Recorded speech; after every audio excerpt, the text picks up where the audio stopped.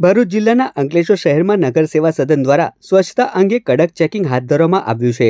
શહેરને સ્વચ્છ અને સ્વસ્થ રાખવા માટે મ્યુનિસિપલ તંત્ર દ્વારા નિયમોના ભંગ સામે દંડાત્મક કાર્યવાહી કરવામાં આવી રહી છે.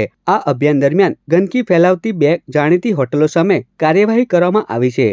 જૂના નેશનલ હાઈવે પર આવેલ ખોડિયાર કાંઠિયાવાડી અને સ્ટેશન રોડ પર આવેલ રુચિ હોટલના સંચાલકોને નગરપાલિકાએ દંડ ફટકાર્યો હતો. તપાસ દરમિયાન સામે આવ્યું હતું કે બંને હોટલો દ્વારા ગંદા પાણી અને કચરાનો રોડ પર નિકાલ કરવામાં આવતો હતો, જેના કારણે આસપાસના વિસ્તારમાં ગંદકી ફેલાતી હતી અને આરોગ્ય માટે જોખમ ઊભું થતું હતું.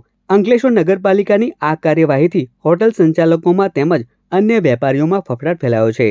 તંત્ર દ્વારા ચેતવણી આપવામાં આવી છે કે આવનારા સમયમાં પણ આવા નિયમ ભંગ કરનારાઓ સામે કડક પગલાં લેવામાં આવશે.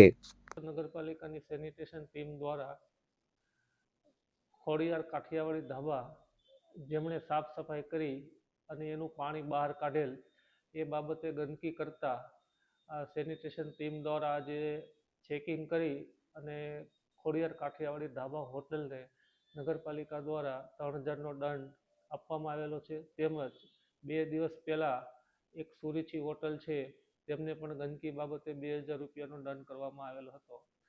હું આ મીડિયાના માધ્યમથી સૌ નાગરિકોને, સૌ દુકાનદારોને જણાવું છું કે અંકલેશ્વર નગરપાલિકાની જે સફાઈની કામગીરી છે એમાં સૌ સાથ સહકાર આપે તો જ આપણે નગરને સ્વચ્છ રાખી શકશું. નગરપાલિકા એકલાથી સ્વચ્છ રાખવા માટે ઘણી તકલીફ પડતી હોય છે. લોકોને વિનંતી કરું છું કે ડોર ટુ ડોરની ગાડીમાં કચરો નાખે અને નગરને સ્વચ્છ રાખવામાં ફાળો આપે.